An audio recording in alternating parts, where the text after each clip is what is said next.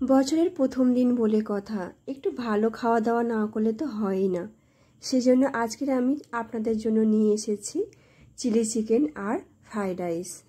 খুব সহজ পদ্ধতিতে আপনাদেরকে দেখাবো আমি ভিডিওটা।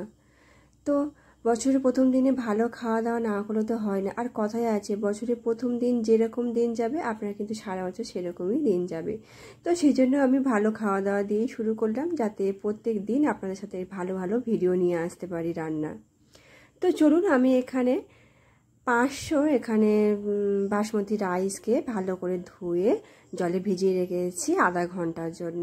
তারপরে বেশ একটা বড় চাকু নিয়ে নিয়েছি সবজিগুলো কেটে নেওয়ার জন্য, কারণ ফ্রাইড রাইসে তো অনেক রকমই সবজি লাগে। আর আমি এখানে কিন্তু আজকের অনেক রকমই সবজি পেয়েছি। তো প্রায় সময় সব রকম সবজি থাকে না, কিন্তু এখন আমি প্রত্যেকটা সবজি কিন্তু ফ্রাইড রাইসে দিয়েছিলাম।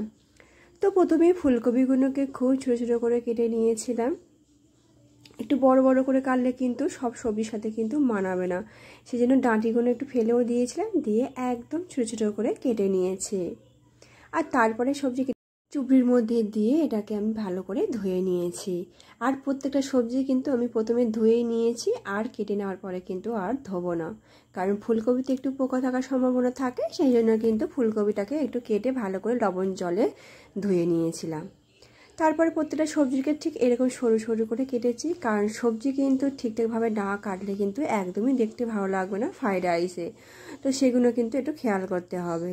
তো তারপরে একে একে কিন্তু আমার প্রত্যেকটা সবজিও কাটা হয়ে গিয়েছে। গাজরটা কিন্তু আমি একটু চওড়া করেই রেখেছি, কারণ গাজর খুব বেশি সিদ্ধ হয়ে গেলে কিন্তু ফ্রাইড রাইসে ভালো লাগে না। তো তারপর নিয়ে নিয়েছি পেঁয়াজ কালি, খুব ছোটো ছোটো করে কেটে নিয়েছি। আর দেখুন, আমার কিন্তু এখানে সব সবজি কাটা প্রায় হয়েও গিয়েছে, আর বাকি ছিল কয়েকটা মটরশুঁটি। তো আপনারা কিন্তু এখানে সবজিগুলো আপনারা অপশনাল, আপনি যেগুলো পারবেন সেই সবজি দিয়েও কিন্তু ফ্রাইড রাইস করা যায়। তো তারপরে আদাগুলোকে খুব ছোটো ছোটো করে কেটে নিয়েছি, রসুনগুলোকেও ঠিক একই রকম সাইজে ছোটো ছোটো করে কেটে নিয়েছি। তো আদা রসুন না দিলে কিন্তু ভালো লাগে না।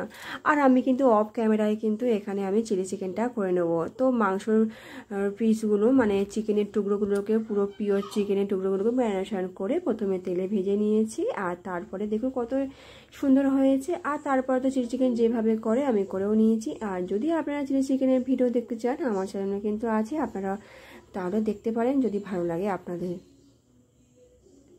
তো এদিকে কিন্তু আমার চিলি চিকেনের জল ঢেলে দিয়েছি, ওদিকে ফুটে থাকছে। আর এদিকে আমি গরম জল বসিয়ে দিয়েছি। তো তারপরে আধা ঘন্টা পরে দেখুন বাসমতি চালগুলো কতটা বড় বড় আর পুরো সাদা হয়ে গিয়েছে। তো গরম জল যখন টকবক করে ফুটে আসবে, তখন কিন্তু চালগুলো দিয়ে ভালো করে ফুটিয়ে নেব।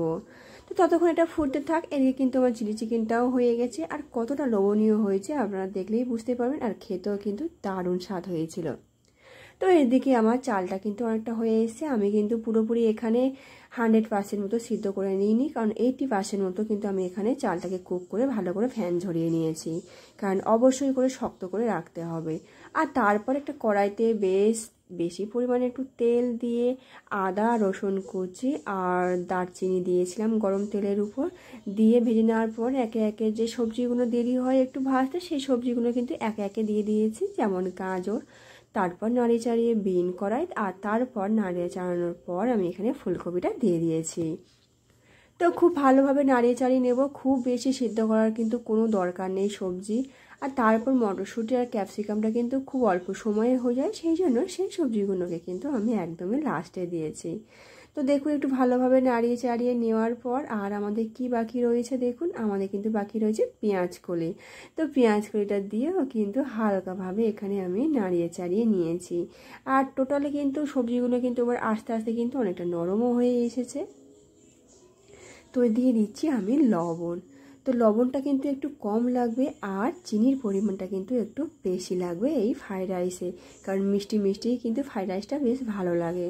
তো তারপর সবজিগুলো ভেজে নেওয়ার পর আমি এখানে চালগুলোকে কিন্তু হাতার সাহায্যে একটু ঝুড়ো ঝুড়ো করে দিচ্ছি, কারণ একেবারে সব ভাত দিলে কিন্তু একটু এক জায়গায় চেপে যাবে। তো তারপর খুব হালকা করে কিন্তু আমি এখানে নাড়িয়ে চাড়িয়ে নিচ্ছি। আর চালটা যেহেতু শক্ত রয়েছে, তো কোনো রকম সমস্যা হবে না। আর এবারে কিন্তু দিয়ে দিচ্ছি আমি চিনি, আর আপনাদের স্বাদ অনুসারে কিন্তু চিনিটা দেবেন, এটা কিন্তু একটু মিষ্টি মিষ্টি হয়। আর তারপর কিন্তু এর মধ্যে মশলা লাগছে আমাদের গোলমরিচের গুঁড়ো আর একটু ঘি। আর ঘিটা দিয়েই কিন্তু আমি সঙ্গে সঙ্গে হালকা নাড়িয়ে চাড়িয়ে এটাকে কিন্তু নামিয়ে নিয়েছিলাম।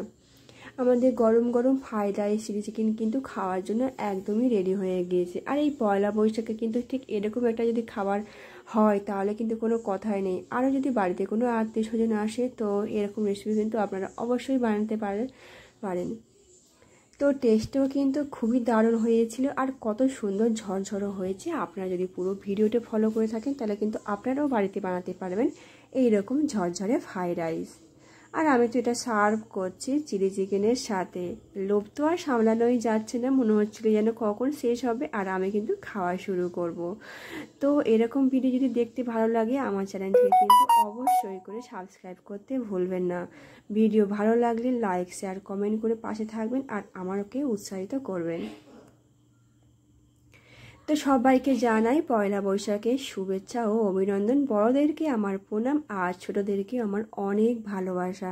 তো সারা বছর ভালো থাকবেন, সবাইকে ভালো রাখবেন আর আমার ভিডিওটি দেখতে থাকবেন। তো এতক্ষণ ভিডিও দেখার জন্য অসংখ্য ধন্যবাদ।